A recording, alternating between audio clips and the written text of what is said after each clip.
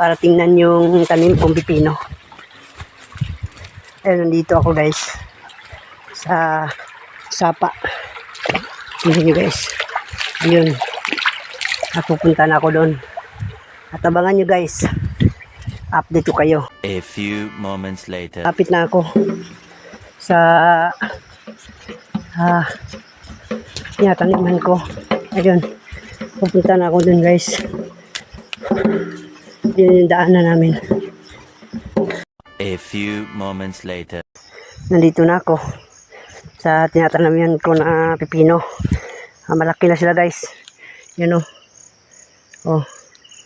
Malaki na yung dahon nila. Oh my God! Yun. Wow! Medyo malalaki na sila. At may dala na rin akong pampataba. No? At saka pang-spray namin.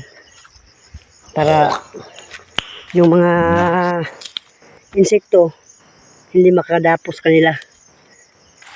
Kasi sensitive yung dahon nila guys. No, God! No, God, please, no! No!